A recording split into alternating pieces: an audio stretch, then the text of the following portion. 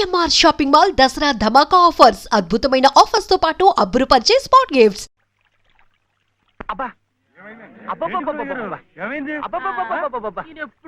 ఏమిటోనయ్యా చలపతి, ఇందాకటి నుంచి చూస్తున్నాను. జరిగిన దానికి అక్కడే కూర్చుని ఓ నిట్టూర్పు విడిచేద్దామంటే ఏది నిట్టూర్పు రాందే, ఒట్టి సొట్టూర్పే గాని. నువ్వా ఒకే అన్నవి, ఆ అమ్మాయి ఒకే చెల్లెలు, మీది సామాన్యమైన కుటుంబం. దీనికి పెద్ద నిట్టూర్చాల్సిన అవసరం లేదు. ఎందుకంటే దేశంలో కోట్లాది ప్రజలు మనలాంటి వాడే కాబట్టి. ఓ కోటీశ్వరుడు కొడుకు తండ్రిని ఎదిరించి మన లలితమ్మను పెళ్లి చేసుకున్నాడు అంటే ఇది పెద్ద నిట్టూర్చాల్సిన విషయం కాదు. లక్షల పెళ్లిళ్ళు ఇలాగే జరుగుతున్నాయి కాబట్టి. కానీ 5 సంవత్సరాలు తిరగకుండానే అమ్మాయి 5వ తరం పోగొట్టుకుని పుట్టింటికి తిరిగి వచ్చేసిందే, అది నిట్టూర్చాల్సిన విషయం. అప్పుడే నిట్టూరు చేశాను. ఇక పోతే ఆ రావు గారు పంతాలకు పోయి దయాదాక్షిణ్యం లేకుండా కోడల్ని మనవణ్ణి ఇంట్లోంచి బయటకు గెంటేశాడే, అదేమన్నా కదడయ్యా, పోనీలే కదా అని నిట్టూరు చదివేయడానికి. అదే అక్కడ కూర్చుని తలుచుకుని గుండె తరుక్కుపోయి, బాబు గుండె తరకపోయింది ఉండు, అప్పుడే సొట్టూర్పు వచ్చేసింది. సరే, ఆ విషయాన్ని వదిలేయి. మనం నిట్టూర్చి ఆ రావు గారు సొట్టూర్చాలంటే ఒక్కటే మార్గం ఉంది. ఆయన్ని కోర్టుకి ఈడ్చి భరణం కక్కించడమే. ఇంకా ఎందుకులేండి వీధిని పట్టాం. ఏదో భగవంతుడు దానికి అలా రాసి పెట్టాడని సర్దుకుపోవటమే మంచిది. ఇలా సర్దుకుపోతే తన బాధ్యత తగ్గిపోయిందని దేవుడు కూడా నిట్టూరు చేస్తాడు. నా మాట విను ఉభయకుశలోపరి. మైసూరెద్దు లాంటి మేల్జాతి లాయర్ని పెట్టి ఆ రావు గారిని గానుగలో తెలక చెక్కలా నలిపేసి భరణం పిండేద్దాం. ఈ పిండుదల నిమిత్తం ప్రస్తుతానికి 2 శాతాలు, ఓ 200 ఇచ్చేయి. ఆ తర్వాత పని జరుగుదలను బట్టి శాతం. అర్థమైంది కదా? ఇద్దు గాని. గురవయ్య గారు, అరచేతిలో స్వర్గం చూపించకండి. అసలే చలపతి బాబు గంగోలు అంటువాడు. అందరిలాగా ఆయన్ని కూడా గాను కట్టి తిప్పకండి. ఓ వెంకటస్వామి, చీటీ గుడ్డని పట్టుబట్టని ఒకే బండకేస్తుంది. నువ్వు ఎవరిని ఎలా చూడాలో నాకు చెప్తావా? మీకే చెప్పాలయ్యా. ఆ దేవుడి గుళ్ళో దీపారాధన కూడా కలిసి నుండి పంపించారు రకం మీరు. ఈ విషయం ఆ దేవుడే పట్టించుకోవడం లేదు. మానవ మాత్రం నువ్వేమిటి? నువ్వు నోరు పోయి. అమ్మమ్మా వింటున్నాను, చెప్పవే. అనంతలక్ష్మి గారింట్లో వాళ్ళ పాప ఆయన తొట్లో వేస్తున్నారట. ఏమైనా ఇస్తే బాగుంటుందేమో. మీ నాన్నకు పుచ్చుకోవడం తప్ప ఇవ్వడం అలవాట్లేదుగా. అయినా ప్రద్దానికి నన్ను అడుగుతారేమిటే? మీ నాన్నని పిన్నిని వదిలేసి. సర్లే, ఇంకేం అడగను పో. మీ బావను అడుగుతావా? అస్సలు అడగను. ఇప్పుడు అలాగే అంటావు. రేపు తాళి కట్టాక అస్సలు వడ్డీ కలిపి గుంజుతావు. బావతోనా పెళ్ళా? రమ్మన్న తెమ్మని బంతికి. ఏమే వాడికి మహారాజు. అందుకే పట్టాభిషేకం చేసి గౌను మీద కూర్చోబెట్టాను. నేను వచ్చేదాకా ఉండమని.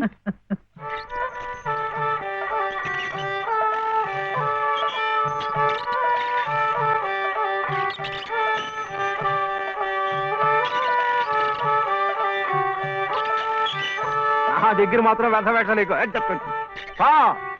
డబ్బు పంపిస్తేనే డబ్బా పంపించేది.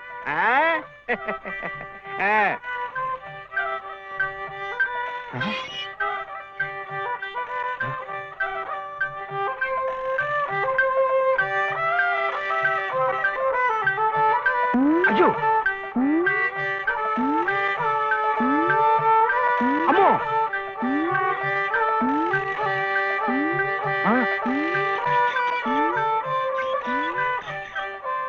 ఎరా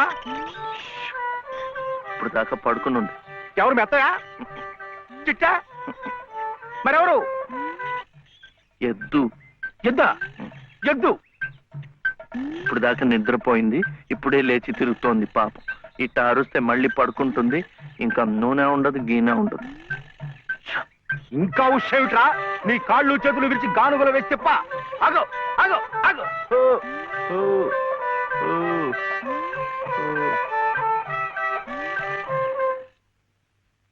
చెప్పానుగా పడుకుంటుందని.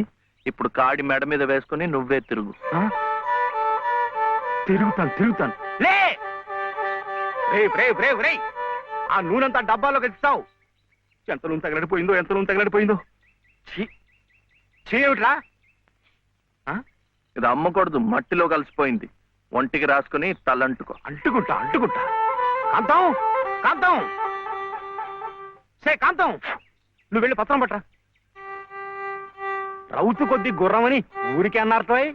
బుర్రలేని వెధవ కూర్చున్నాడని తెలిసి అది వెనక్కి తిరిగి తెచ్చింది. ఇది అలవాటై రేపు నేను కూర్చున్నా వెనక్కి తిరిగి చచ్చి నన్ను వ్యధం చేస్తుంది. ఏమిటా ఇది? నేను దమ్మన్నానా? నా నెత్తిరేసి కొట్టు. పత్రం కాదు, పత్రం, స్టాంప్ పేపరు పట్ట. మళ్ళీ సంతకం పెట్టాలా మావయ్య? అవును. నేను పెట్టను. ఎందుకని? ఆయనమ్మ పెట్టద్దంది. పెట్టకపోతే ఈ నష్టం ఎవరు భరిస్తారా? ఎవరు భరిస్తారు? డబ్బా నూనె ఖరీదని తెలుసా? 200. నీ బొంద. ఇది మీ నాన్న మీద జిడ్డావదం కాదు, ప్రశస్తమైన నువ్వుల నూనె.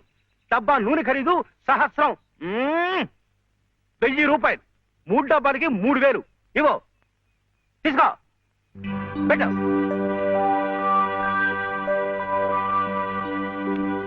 ఇది పెట్టిందే, ఇది పెట్టిందే, ఇది కూడా పెట్టింది, ఇది పెట్టలే.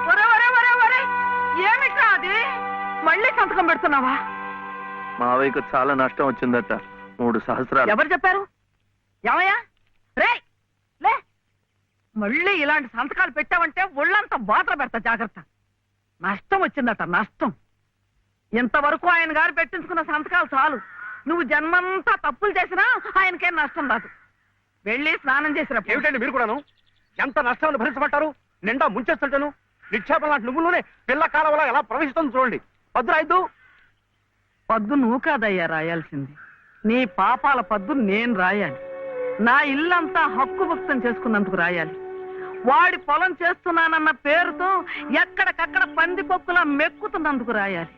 నా బిడ్డ పోయిన 3 నెలలకే మళ్ళీ పెళ్లి చేసుకుని మమ్మల్ని ఎలా హింస పెడుతున్నావని రాయాలి. అనంత గారు అనండి. ఇంతకాలం మీ ఇంటి కుక్క కాపలా కాస్తున్నందుకు మీరు అనాల్సిందే, నేర్పడాల్సిందే. ఊరికి నేను ఎందుకంటారయ్యా? పాపాలు చేస్తుంటే అంటారు. మనిషికి ఒక మాట. గొడ్డుకో దెబ్బని నన్ను గొడ్డంటావా? చూసువా, సతీ తులసి లాంటి దాన్ని నా నోటితో ఆ మాట అనగలనా? పిన్ని గారు సామెత మర్చిపోయారేమో అని. నువ్వు సత్తి తోసు సరే. ఏమిటా శబ్దాలు? ఇంట్లో ఎవరున్నారు? సతీ సావిత్రి లాంటి దాన్ని నన్ను అనుమానిస్తున్నారా? లోపల శబ్దాలు అవుతుంటే సత్యవంతుడికైనా సరే అనుమానం.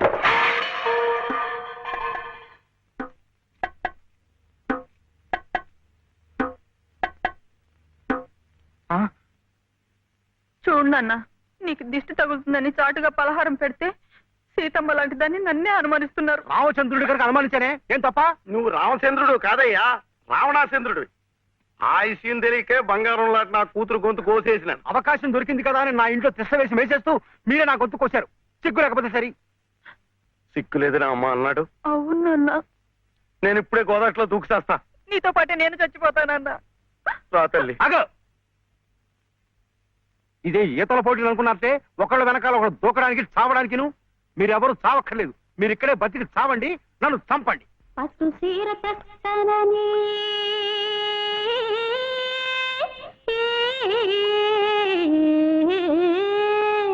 పట్టు సీర తెస్తానని పడవేసికెళ్ళిండు మావా.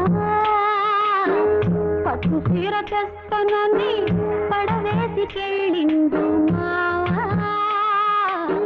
గట్టి సేరేదాకా అటగే ఉండు పట్టపగలల్లే ఓ సందమావ. పట్టపగలల్లే ఓ సందమావ. సుబ్బులు! ఏ సుబ్బులు! ఏం శివయ్యా? అదేమిటి పట్టపగల్లో చందమామ గురించి పాడుతున్నావు? అడుగో వచ్చాడుగా. ఎక్కడా? ఏడి? నువ్వే. ఏ కాదా? గుండ్రటి మొహం, చక్రాల్లాంటి కళ్ళు, ఎన్నెలల్లే నవ్వు. అయితే పాడుకో. ఏ శివయ్య, కాస్తిటొచ్చి ఈ ప్రద్దెళ్ళు అందడం లేదు. వీపు అందకుండా ఎందుకు పెట్టుకున్నావు? మీ ఆడాళ్ళతో ఎప్పుడు ఇదే గొడవ. తాలిబొట్టు తెస్తానని తాళరేవుకెళ్ళిండు మావా. తాలిబొట్టు తెస్తానని తాళరేవుకెళ్ళిండు మావా. పాలు నయ్యేదాకా వెళ్ళిపో మాత. ఎన్నెలమ్మ తోడు సందమావా. ఎన్నెల్లమ్మ తోడు సందమావా. ఎన్నెల్లమ్మ ఏమైంది? అవును, వెంకటస్వామి తాళ్ళిబొట్టు తీసుకురాగానే నీకు పెళ్లి అయిపోతుంది అనమాట. ఎట్టా అవుద్దయ్యా, నాకంటే పెద్దాడివి, నీకే కంది. నన్ను చేసుకోనందిగా, ఇంకెట్ట అవుతుంది? ఎవరంది? మా మావయ్య కూతురు చిట్టి. బంగారు కొండవి, నిన్న అంది. ఎందుకంది? మా నాయనమేమో శివయ్యనే నీ మొగుడు చిట్టి అంది. చిట్టేమో నేను నీ పెళ్ళానా బావా అని నన్ను అడిగింది. నాకేం తెలుసు, నానమ్మ నీ అడుగు అన్నాను. అన్నిటికీ నానమ్మ అనేవాడికి పెళ్ళందుకు పెళ్ళందుకు అని చెప్పి నా తల మీద మొట్టకాయ వేసి వెళ్ళి ఓసి పిచ్చి మొద్దా, మంచి పని చేసిందిలే. ఇదిగో ఓ మంచి లగ్గం చూసాయి, మన ఇద్దరం మనవాడేద్దాం. ఏంటి శివయ్య, వింటున్నావా? లేదు, బొందు కంటుకుంటున్నావు.